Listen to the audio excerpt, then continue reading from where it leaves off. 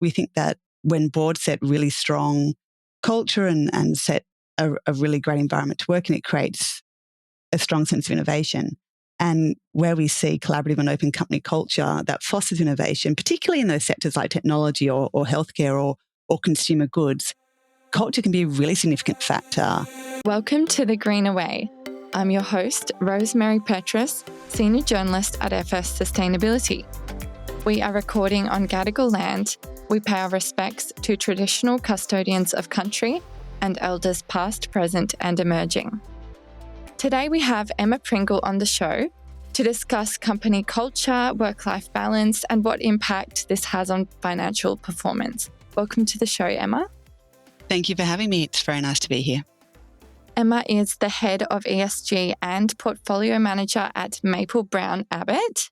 She's just put out a paper on the right to disconnect laws, which recently passed in Australia. So let's set the stage here. What is the right to disconnect and what does it mean for businesses? Yeah, thank you for the question. So the right to disconnect, I think most people listening will be very familiar with the new laws that came into effect last month and are part of the National Employment Standards. And effectively, under the laws, employees have an express right to refuse to monitor, read or respond to contact from their employer or indeed any work-related third parties such as customers or clients outside of their reasonable working hours. And so what effect this is going to have is, look, hopefully not too many people are being caught up at the moment and being asked to work unreasonably. Although we know that since COVID and since the pandemic, there's been a real leakage, I suppose, between work and home and private lives. And, the pandemic, when everybody was forced to work at home, really exacerbated this creep of work into people's homes and a real blurring of lines. And so now that the pandemic is over, we've really seen that line continue to be blurred. We certainly know people are working in a much more flexible way and there are hybrid work practices, which are great on the one hand, and certainly no one is calling for a blanket end to that. However, with that as a work practice and with an increase in digital connectivity, there's a real sense that we're always on. Mm-hmm. So as a result, the right to disconnect laws came into effect really to try to, I suppose, put some guardrails in place and to protect workers. So it's not saying that workers can't be connected outside of hours. Certainly that's not the intent. The intent is that should a worker refuse to engage, they won't be negatively impacted or punished by their workplace. From an investment perspective, do investors or asset managers actually look at things like company culture and worker satisfaction when making investment decisions? Yeah, absolutely. Particularly under an ESG framework, I suppose. Perhaps traditional investors might think much more about those hard financial metrics, or market position, EBITDA, ROE, all of the tried and tested investment metrics. However, the social pillar of ESG very much puts a focus on human capital, human interactions in the workplace, and what I guess gets rolled up under this slightly nebulous word of culture. Mm-hmm. And so, it probably was overlooked for far too long and does continue to be in certain sectors of the investment world. And probably because it is less tangible than the harder financial metrics, but it's actually a really important factor in evaluating companies' long-term sustainability and success, and can be seen as a real proxy for good governance and for effectively financial returns. Culture has been inextricably linked to a host of other factors as well, such as the ability of an organisation to attract and to retain talent or to manage risk. And so positive culture is a real indicator of a well-managed company, and one that we think is likely to perform better over the long term. Does corporate culture play a role in financial performance? Does better work-life balance lead to business success, or are staff just slacking off? No, not at all. Research has regularly linked positive employee sentiment to investment alpha. There's a US study that is run every year by Fortune 100 Best Companies to Work For, which measures employee experience and culture across a large number of corporates. Mm-hmm. And this consistently finds that companies that appear on the best places to work list have stock performance at 3.7 times the market average at last count. And if you think about it, the relationship between culture and financial performance absolutely makes sense.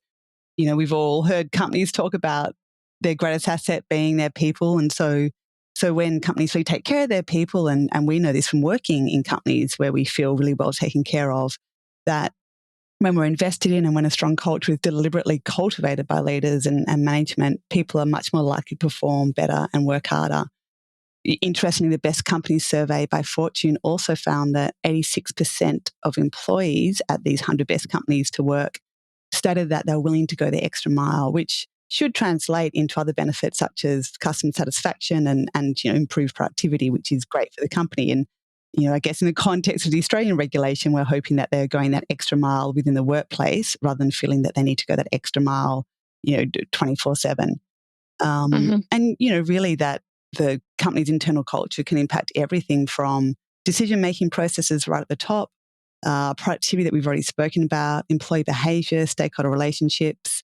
And we really think that a strong culture of transparency and accountability does reduce the likelihood of corporate scandals and fraud, which in turn protects investors' interests again over the long term. On the other side of things, what happens in a dysfunctional or toxic workplace with worker or management misconduct? What impact does this have on business performance? Well, I guess it is the flip side of the coin. So a culture that tolerates or even encourages unethical behaviour can lead to significant financial losses and reputational damage. And we've seen some really high-profile instances of this over the years. It's much easier to point to ones out of the US because they've been probably larger and have certainly reverberated around financial markets in quite astounding ways. Enron and Lehman Brothers really springs to mind there, but there are a host of other ones. And I think we really need to look at the kind of immediate signals that we can identify, day to day, week to week, year to year as companies report, rather than kind of waiting for those large implosions or incidents that avoid that cause share price degradation and ultimately lose to investor loss as well as the flow-on people effects. And some of those examples that we're going to look to in the short term are things like a lack of work-life balance or high turnover in a company, low accountability, fear-based management, and your health and safety is another one. There's been some great examples of where companies get that right and where we see it translate into economic value and where they get it wrong.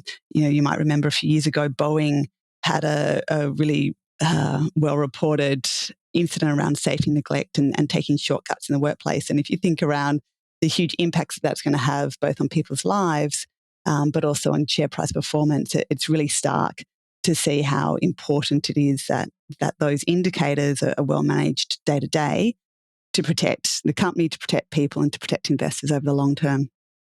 What responsibility do boards have when it comes to the right to disconnect and improving company culture?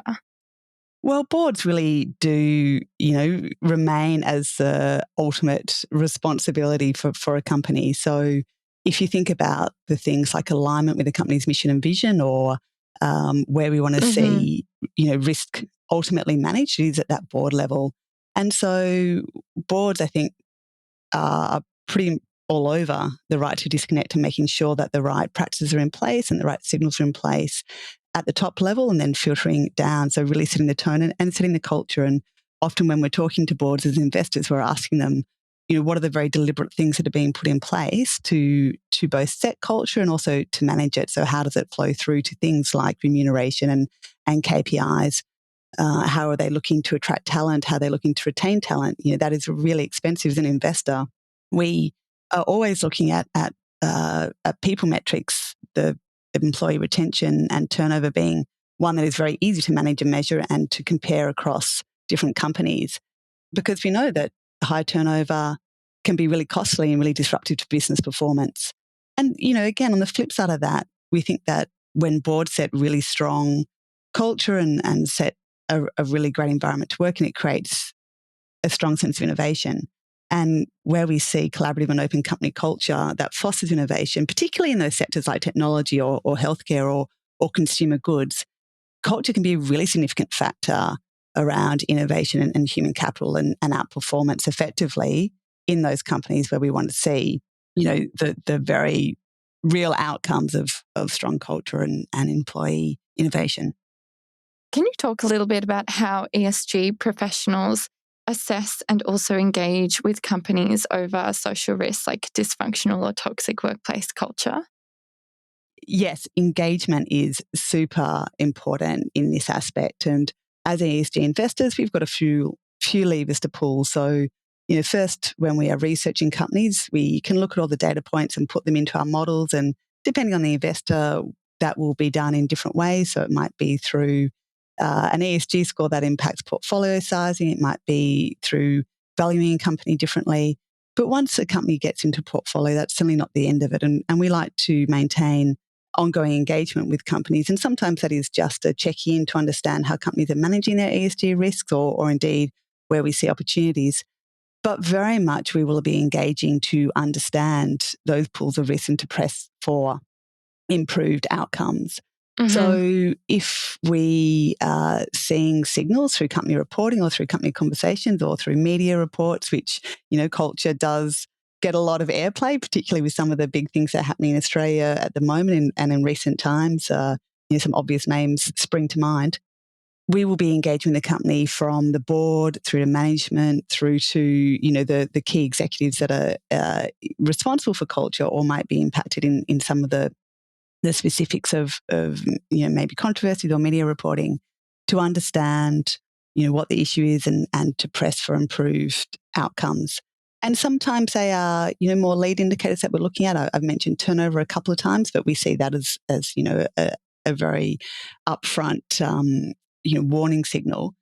But when there are things, there's a couple in the press right now that are very live around toxic cultures or bullying and harassment, and we will certainly be engaging the company to press for deeper investigations, to press for transparency. We think that is really important, that a company is being open with its investors and with its other stakeholders around how it's managing issues like this, because they are so important to the lives involved as well as to investors who are trusting that company to perform. And so besides the engagement, there are obviously escalation points, and we will use other things like our proxy voting behaviour to indicate to a company where we would expect to see change. But, we think our primary lever that we can pull is engaging with companies and being very clear around what our expectations are and what actions we would like to see change as a result of any engagement. Well, thank you so much for your time today, Emma. Where can people connect with you, find out more about Maple-Brown Abbott's ESG approach? So we've got a website, or I can be contacted directly through LinkedIn, Emma Pringle at Maple-Brown Abbott. Until next time then, I'm Rosemary Petrus, and thank you for listening to The Greener Way. The Greener Way podcast is a product of FS Sustainability, a show about people, the planet, and investing in our collective future. All information in this podcast is for education and entertainment purposes only. The Greener Way podcast gives listeners access to information and educational content provided by discussing numerous financial sustainable options and our featured guests. It is not intended as a substitute for professional, legal, or tax advice. The hosts of The Greener Way are not financial professionals and are not aware of your personal financial circumstances. Before making any financial decisions, you should read the product disclosure statement and, if necessary, consult a licensed financial professional. For more information, head to the disclaimer page on the FS Sustainability website, fssustainability.com.au.